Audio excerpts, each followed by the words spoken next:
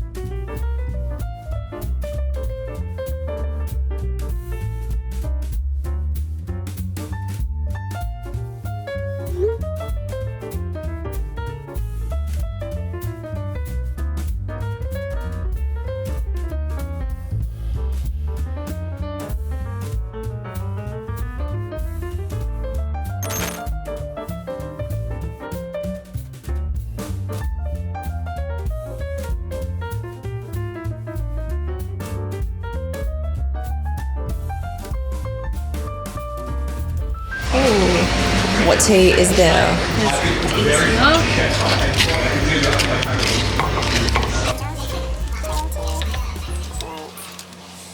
Just get water. Is it working? I know.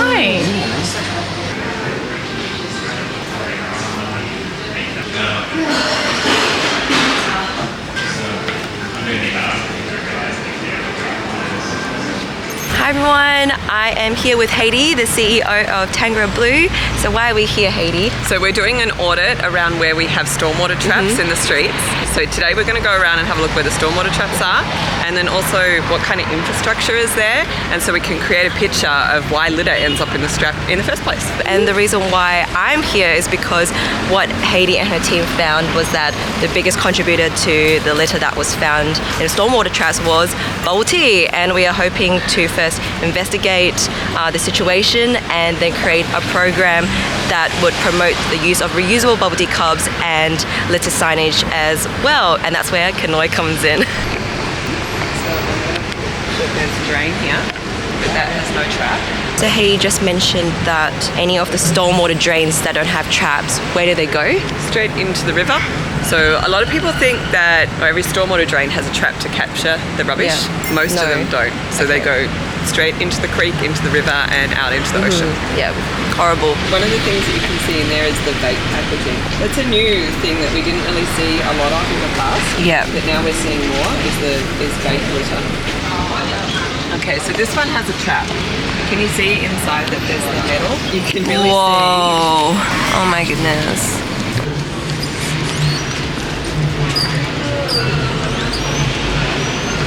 It's pretty crazy, huh? Yeah. So you see what I mean? That this is toppings and tea, right? Yes. So this is right in front of the store. So this is my question. Like, if people take it and go away and drink, then how is it in here?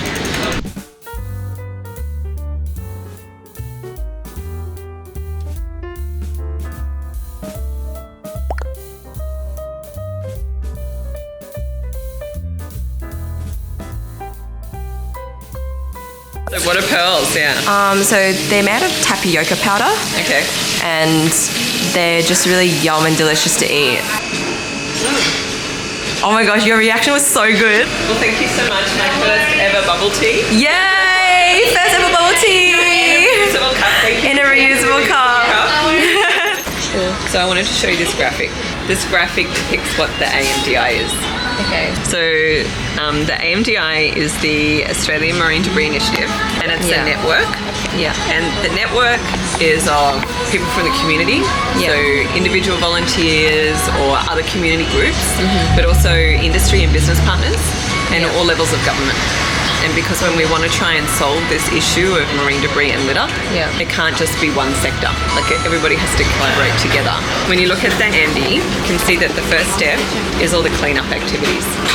And so this is activities where we might be in the environment and picking up rubbish. Or in Melbourne, we have all the rubbish going into the stormwater drain. So it can be a whole different type of cleanup. And what we find is what we collect in a stormwater trap here in the middle of Melbourne is completely different to what we find on a beach up in Cape York in a very remote place. So that data helps us with a starting point. We also want to create what we call SRPs. SRP standing for Source Reduction Plan. So a source reduction plan is what needs to change so that item doesn't end up in the environment. So is it a change in design? Is it a change in education and awareness? Is it a change in infrastructure or compliance? And then once you implement a source reduction plan, you need to know whether it worked or not, right? So you need to go back to your cleanups and your data collection to know whether you've actually made it work or not. Yeah, amazing. And then one thing that's really important is it needs to be scaled. Yes, you need to be able to scale. So at a local level, at a national level, or a regional level, a national and international. And so what we want to do is if we find a solution to bubble tea in this one street, right, this is something that potentially we can then expand to other streets and other towns and then the whole country. So that's what the AMD is. And so we have a whole group of AMD partners. So when KINOI joins, would we be part of the... You'd be an AMD partner because you're working on the reduction and the prevention. This is really good just because when KINOI first started, I had all these ideas for KINOI, but just because I was just, one person trying to make a change. But now coming back here, I'm like, oh my God, like it's almost, I found like the purpose again, which is really great. Like me doing the right thing for sure, but now there's like more people who are part of this network. And also, totally. And it's about feeding information and advice. Now, see the bin right at the back? So that was those bins that I showed you. Oh. So they know about it. Oh, they do? Yeah, they do know about it. And they even told me like, oh yeah, next year they won't be able to say, do you want a plastic bag? They know that they will have to ask for a plastic bag. Yeah, well I'm hoping one of the things that I really want to talk to council about is what assistance they're going to give businesses. Like I think that's the most important thing. Or concern that I had with Vert Design, because I said, oh, I'd love to make it out of recycled plastics, and he said, oh, but Izzy, like just trying to get the health license from the government takes like 3 years sometimes, and it's so expensive, and something that's not even like worth it. Just because health and safety is like number one, you know. I mean, there's more and more investment going into the recyclability of plastics because we can't send all our waste to China anymore. Or actually anywhere offshore. And so we have to be looking at different ways of dealing with it in Australia and increasing things that you can make out of it, but you need to make sure you're making the right things out of it. There's been the business guys in the business suits and the elderly man on his own and the elderly lady on her own and then the young ladies on their own. Like everybody likes bubble tea. Interesting.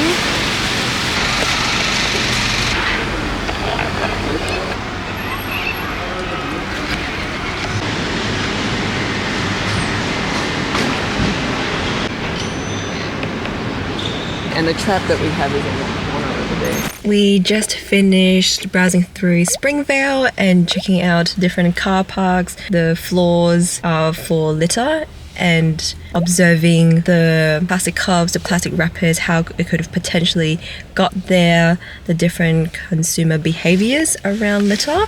Anything to add, Heidi? What we want to do is see how people interact with public space. And it gives us an understanding of the context of why we find what we do as litter. So and what was shocking for you I guess to know that the street sweepers and the bins get emptied every day, and yet we have photos and evidence from other surveys that they're overflowing by the evening, and so they still looked pretty empty while we were there. Yeah, and so it's now 2:30 p.m. 2:30, yeah. So it means that there's a lot of interaction with that space by people in the evenings. Yes, correct. And that's information that we'll give back to council as to whether they need to change when their servicing is happening, because if the overflowing bins are the reason that we get litter, then that should be done or dealt with by council. I think for me personally, the biggest shock was how gross the bins looked. Yeah. And how there was literally no signage at all on which materials can go into the recycling bin.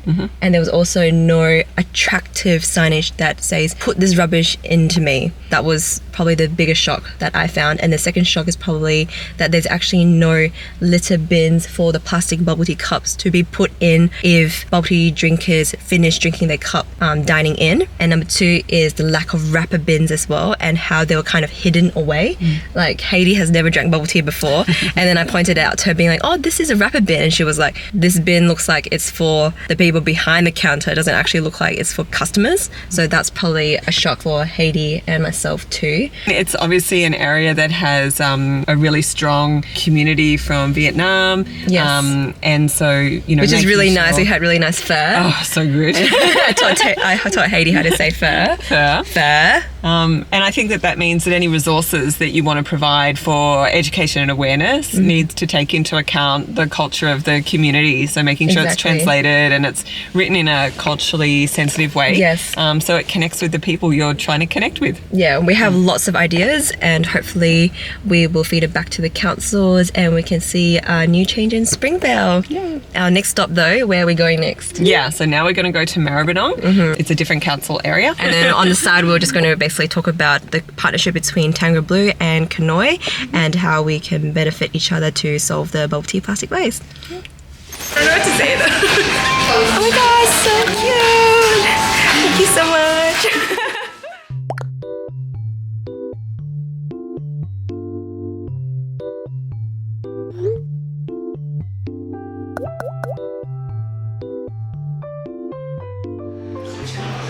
Wow, this is so fancy. Do you like pudding? Are you okay with everything? Yeah, yeah. Cheers. That's actually really Really? How's it taste? That's really good.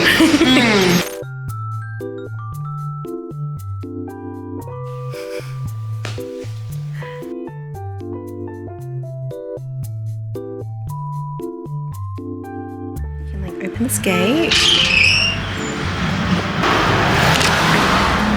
Look how big the hallway is. My friend's spare bed. That's where I slept last night. My luggage all ready to go. Hi, Jamie. Hello.